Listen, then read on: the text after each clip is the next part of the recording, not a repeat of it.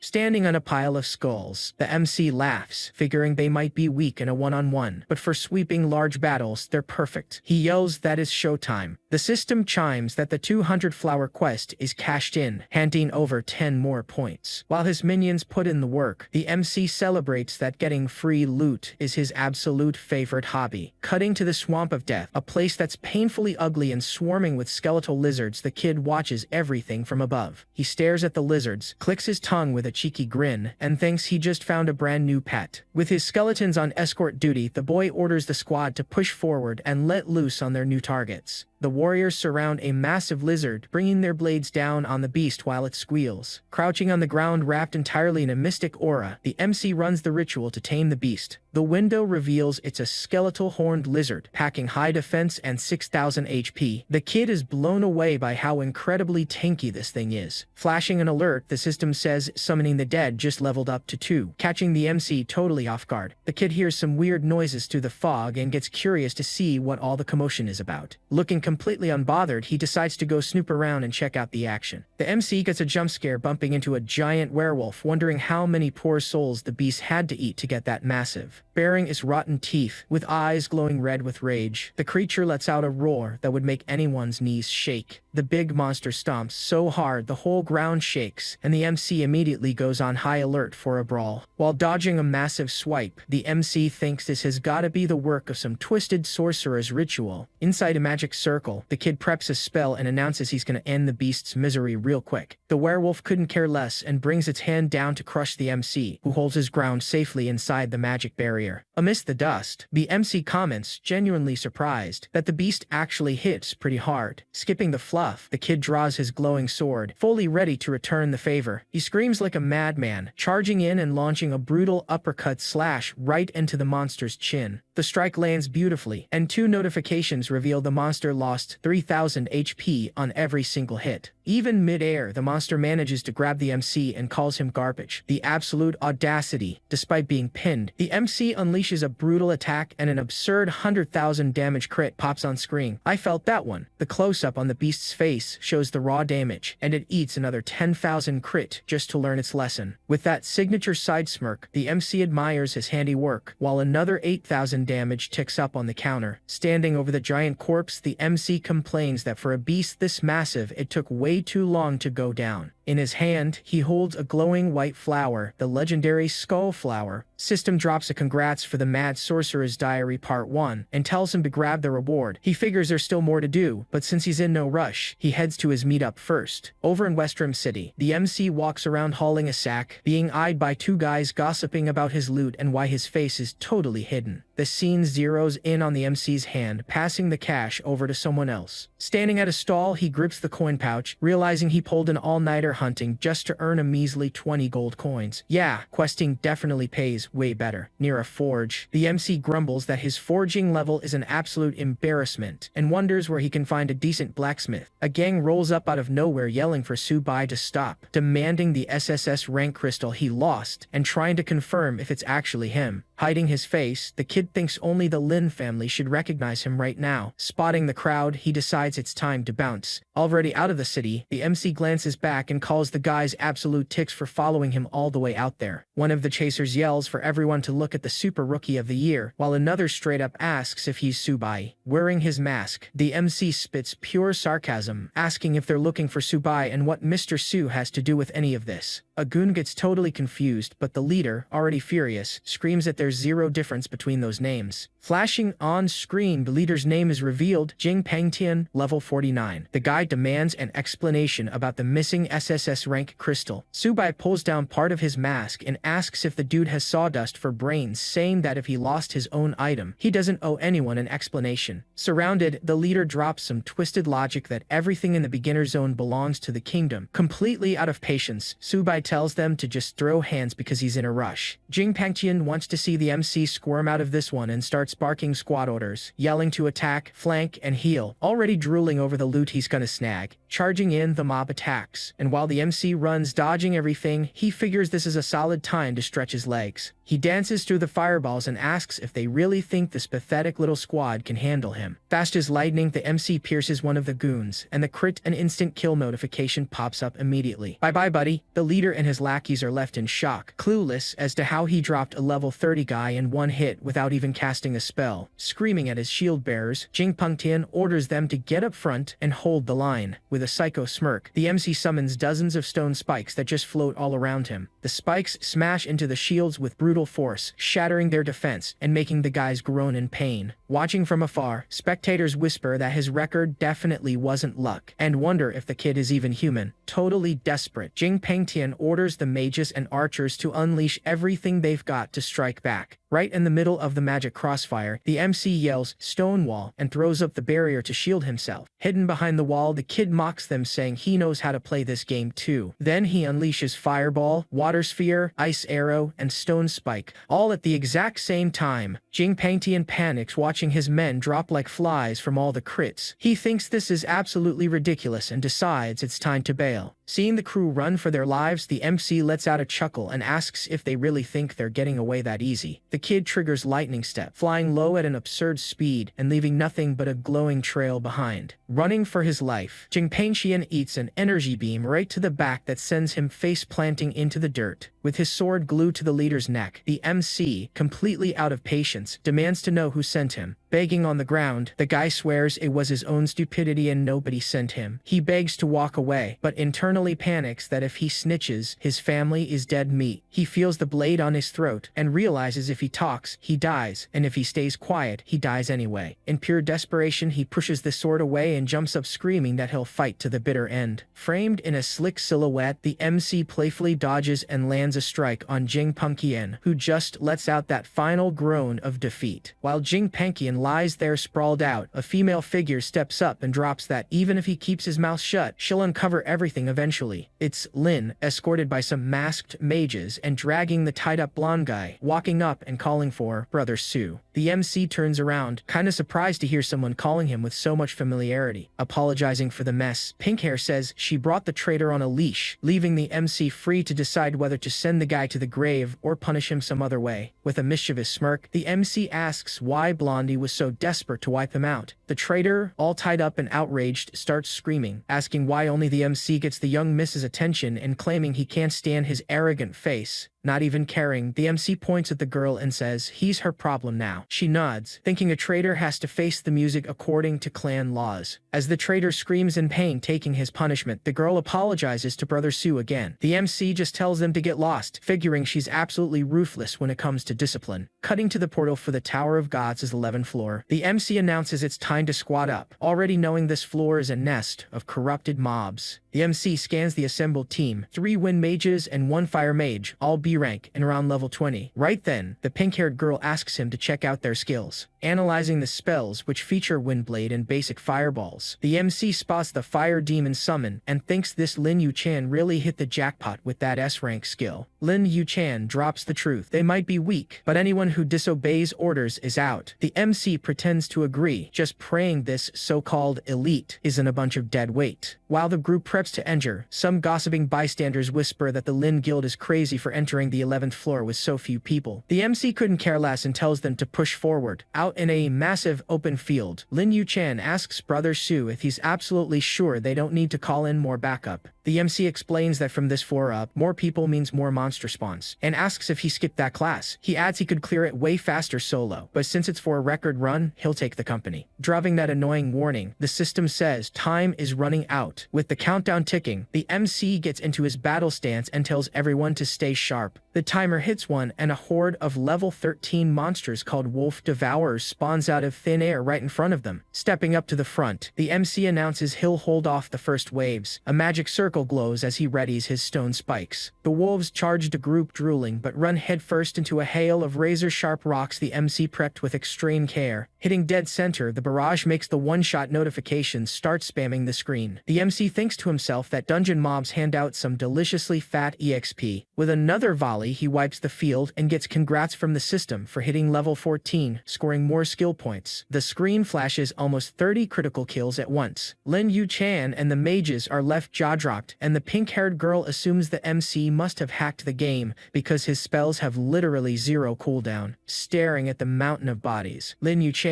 admits she's never seen a mage deal damage like that before. The MC, rocking the fakest humility ever, replies, "It's no big deal, you just need hands," leaving the girl completely speechless. Whispering to each other, two mages joke they found a literal smurf to hard carry the squad. Meanwhile, the MC and Lin Yu-chan push forward. The group arrives at the edge of a cliff, peering down at the treacherous path lying ahead. Out of nowhere, the MC gets boxed in by flaming stone spikes and instantly shifts into a combat stance alongside Lin Yu-chan. Lin Yu-chan wastes zero time and charges in with her weapon glowing, while the monkey monster leaps around in the background, reaching the so-called choo-choo slope. The MC tells Lin Yu-chan to summon her little pet, the fire demon. The girl nods and starts chanting the spell, pooling some seriously sinister energy around her. With a battle cry, she brings the fire demon into the world, a beast made of absolute pure flames. The MC yells for everyone to stay on their toes, and Lin Yu-chan excitedly shouts back that she's ready to brawl. Spawning in, a fresh wave of level 14 skeleton mobs appears, and their leader orders a ruthless attack. The squad fires back hard. The MC launches spikes, a mage drops a sandstorm, and Lin Yu-chan throws up a firewall. Dashing like an absolute madman, the fire demon looks like a literal meteor tearing across the ground. The beast spits a massive fireball that detonates right in the middle of the skeletal crowd, turning them into bone barbecue. In a dramatic close-up, the fire demon pushes forward completely charged, ready to cause even more destruction. The MC watches and thinks the little pet is doing a solid job. The more it kills, the more it multiplies. Prepped to fight, the kid figures this skill is way too OP